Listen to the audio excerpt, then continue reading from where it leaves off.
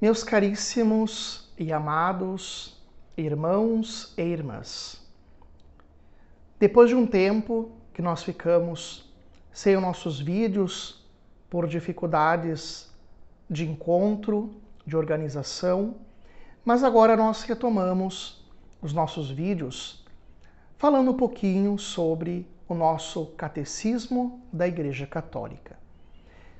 Falávamos no outra formação sobre a tradição da Igreja e hoje nós queremos olhar esta tradição mais voltada para a tradição escrita, que é justamente a Palavra de Deus.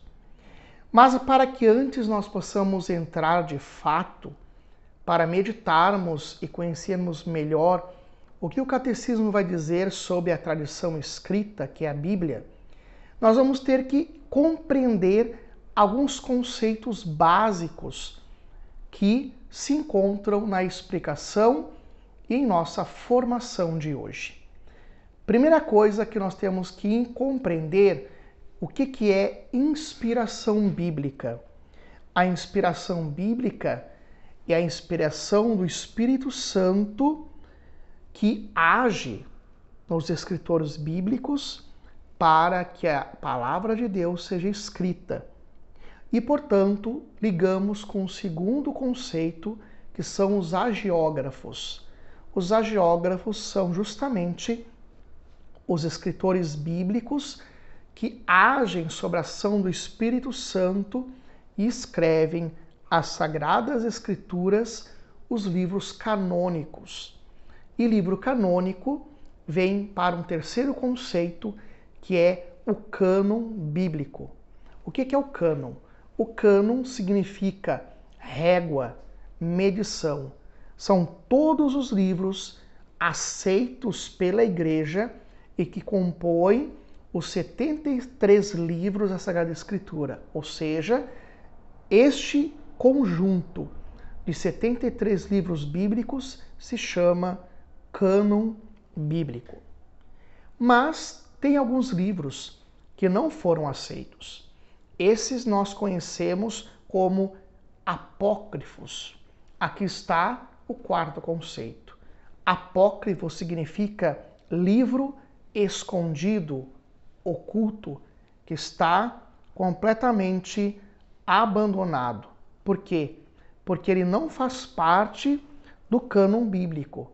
Ele foi escrito pelo povo de Deus, escrito por alguns escritores bíblicos, mas não foram considerados aceitos pelo magistério da Igreja, não passaram pelo cânon romano. Então, aqui nós temos esses pequenos e poucos conceitos que são básicos. E aqui eu inicio dizendo uma frase de São Jerônimo, o grande tradutor da palavra de Deus do grego para o latim, ao qual nós conhecemos como a tradução da Vulgata. São Jerônimo vai dizer assim, que desconhecer o Cristo é desconhecer a palavra de Deus. Então, quando nós desconhecemos Cristo e a palavra, tudo fica desconhecido. Por quê? Porque Jesus Cristo é a única palavra de Deus. O Verbo que se fez carne e habitou entre nós. Conhecendo Jesus, conhecendo a palavra, nós partimos para a realidade da liturgia, porque o Concílio Vaticano II vai nos dizer que nós, na Santa Missa, nós bebemos de duas mesas, a mesa da palavra, a mesa da Eucaristia, aonde elas são colocadas de forma paralela para que possa nutrir a nossa fé. São dois alimentos, a palavra e a Eucaristia. É importante nós olharmos que Deus é o autor da Sagrada Escritura. É ele que toma a iniciativa por obra do Espírito Santo, iluminando os hagiógrafos pela inspiração bíblica, para que eles tenham o conhecimento para escrever a palavra de Deus. Então, esta verdade infundida na alma, na razão dos hagiógrafos, que são os escritores bíblicos, se chama verdade divina. E São Jerônimo vai continuar dizendo para nós: não se pode chegar a compreender a palavra de Deus sem a ajuda do Espírito Santo. Santa Teresa de Ávila vai nos dizer que nós devemos olhar as coisas de Deus com os olhos da ciência, os olhos da sabedoria. E já São Ricardo de São Vítor vai dizer assim, que nós precisamos ter olhos de pomba para compreender a Escritura, ou seja, olhos humildes. Olhos de ciência, como diz Santa Teresa de Ávila, olhos de Deus, ciência, que é justamente algo muito maior, olhos intelectuais, e com Hugo de São Vítor, olhos de pomba, que justamente são olhos pequenos e humildes. O Espírito Santo, ele é o intérprete da palavra de Deus. Então, quando vamos interpretar na exegese, na Lexio Divina, a palavra de Deus, o Espírito Santo, ele torna-se para nós o intérprete.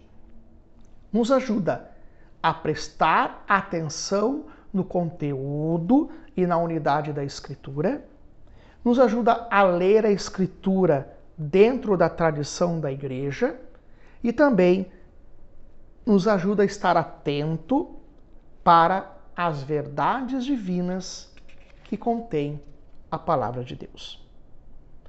E também temos o cânon bíblico, que o padre já comentou lá no início, e que significa o cânon, a régua, a medida, aonde condensa os 73 livros da Sagrada Escritura.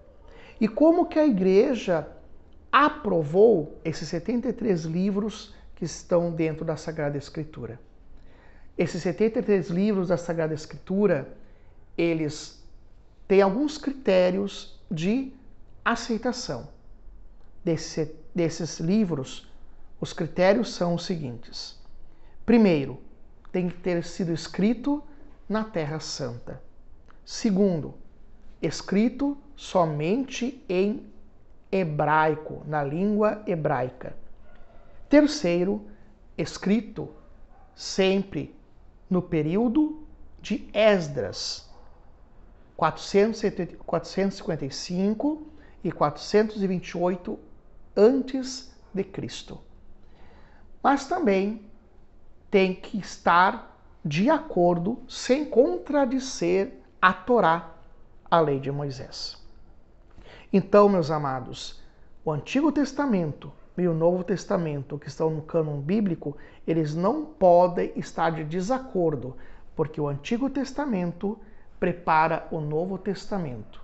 O Antigo Testamento é uma janela que se abre para que o Novo Testamento aconteça. O Antigo prepara o Novo.